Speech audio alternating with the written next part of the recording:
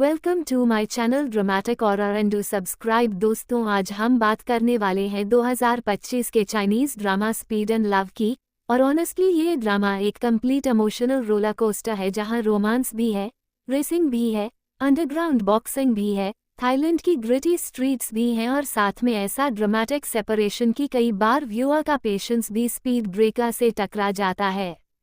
मतलब मेकर्स ने सोचा होगा कि ऑडियंस को सिंपल लव स्टोरी क्यों दे, जब हर 2 एपिसोड बाद इमोशनल एक्सीडेंट, सैक्रिफाइस, मिसअंडरस्टैंडिंग और सैड बैकग्राउंड म्यूजिक डालकर ब्लड प्रेशर बढ़ाया जा सकता है।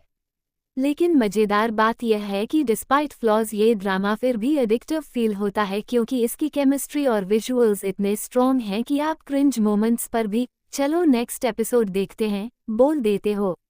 स्टोरी शुरू होती है जिंग म्यू और जिन चाओ से, जो बचपन में एक फैमिली की तरह ग्रो अप करते हैं, लेकिन पेरेंट्स डिवोर्स के बाद दोनों की जिंदगी कंप्लीटली अलग डायरेक्शन में चली जाती है।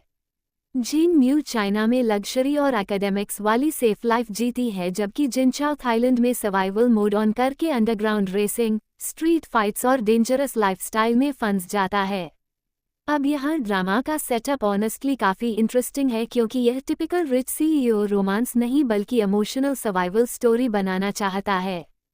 चाइल्डहुड सेपरेशन वाला एंगल शुरुआत में काफ़ी इमोशनल लगता है और व्यूअर जेन्युइनली क्यूरियस हो जाते हैं कि आखिर फ्यूचर रियूनियन कैसा होगा। लेकिन फिर ड्रामा अचानक full fast and furious meets melodrama mode में शिफ्ट हो जाता है। जब जिंग म्यू को पता चलता है कि जिन चाओ उसका बायोलॉजिकल ब्रदर नहीं है, तो मैडम अकेले थाईलैंड पहुंच जाती हैं। अब यहाँ से ड्रामा की लॉजिक छुट्टी पर चली जाती है, क्योंकि नॉर्मल लोग गूगल मैप्स भी 2 बार चेक करते हैं, लेकिन heroine directly underground racing world में एंट्री मार देती है, जैसे थाईलैंड एयरपोर्ट पर find your lost emotionally damaged racer boy counter खुला हो। और फिर एंट्री होती है जिन चाओ की, जो अब ब्रांडी नाम का रगड़ मैकेनिक बन चुका है।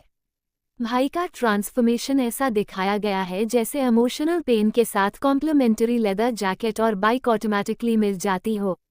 लेकिन मानना पड़ेगा कि ही यू ने कैरेक्टर को काफ़ी इंटेंस ऑरा दिया है।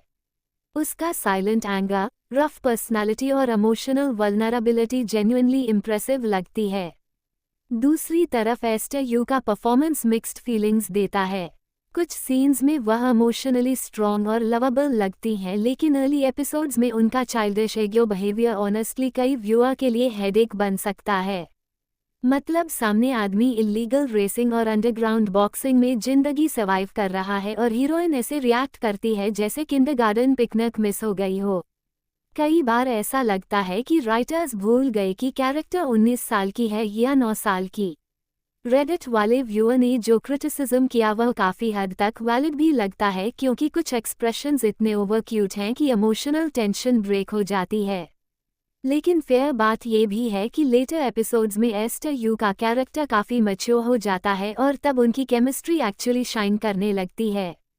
ड्रामा का बिगेस्ट स्ट्रेंथ इसकी केमिस्ट्री है। जिंग म्यू और जिन चाओ के सीन्स में इमोशनल टेंशन जेन्युइनली फील होती है। उनके बीच ऑकवर्डनेस, लॉन्गिंग, पजेसिवनेस और साइलेंट केयर बहुत नेचुरली बिल्ड होता है।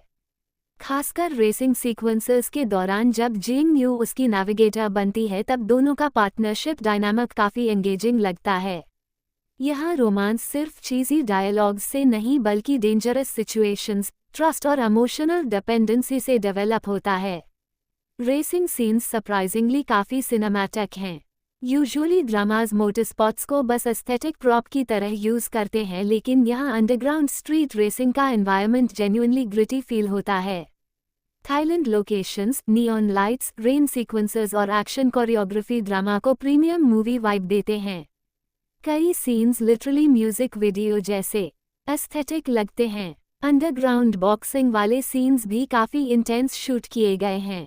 जिन चाओ जब फाइट्स में उतरता है तब व्यूअर को उसका डेस्परेशन और एंगर फील होता है। लेकिन अब रोस्टिंग शुरू करते हैं, क्योंकि ड्रामा जितना इमोशनल है उतना ही अननेसेसरली ड्रामेटिक भी है। राइटर्स को शायद सेपरेशन फेटिश था, क्योंकि जैसे ही कपल थोड़ा हैप्पी होने लगता है, कोई एक्सीडेंट, सैक्रिफाइस या मिसअंडरस्टैंडिंग पैराशूट लेकर आ जाती है। नोबल इडियसी ट्रोप यहाँ इतनी बार यूज हुआ है कि व्यूअर को लगने लगता है कि कैरेक्टर्स रिलेशनशिप में कम और इमोशनल मैराथन में ज़्यादा हैं। मतलब हर बार मैं तुम्हारे भले के लिए दूर जा रहा हूँ सुनकर ऐसा लगता है जैसे ब्रेकअप नहीं एनजीओ प्रोजेक्ट चल रहा हो। कम्युनिकेशन नाम की चीज़ ड्रामा में मिसिंग है। अगर दोनों कैरेक्टर्स 5 मिनट बैठकर प्रॉपर्ली बात कर लेते तो आधे एपिसोड्स खत्म हो जाते। लेकिन नहीं, मेकर्स को सैड मोन्टाजेस चाहिए थे जहां दोनों अलग अलग शहर में बारिश देखते हुए रोएं।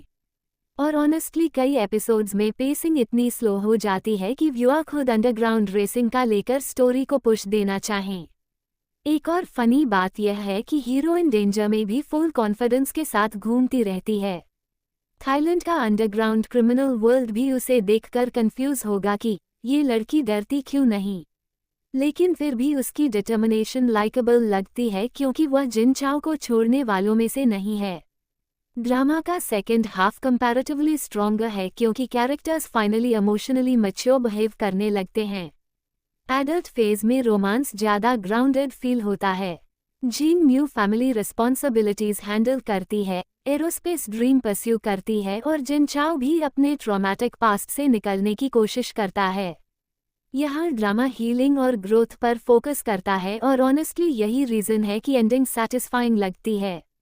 नैनजिंग रियूनियन सीन्स काफ़ी इमोशनल हैं क्योंकि इतने सालों के पेन, सेपरेशन और इमोशनल मेस के बाद फाइनली दोनों को पीस मिलता है। लेकिन व्यूअर को वहां तक पहुंचने के लिए पेशेंस का ओलंपिक मेडल जीतना पड़ता है। साउंड ट्रैक की बात करें तो म्यूजिक काफ़ी इम्पैक्टफुल है। इमोशनल सीन्स में बैकग्राउंड स्कोर दिल को हिट करता है और रेसिंग सीक्वेंसेस में एनर्जी मेंटेन रहती है। सिनेमाटोग्राफी भी ड्रामा का मेजर प्लस पॉइंट है। Thailand street visuals, night racing shots और इमोशनल क्लोजअप्स काफ़ी ब्यूटीफुली फिल्म्ड हैं। कई फ्रेम्स वॉलपेपर मटेरियल लगते हैं।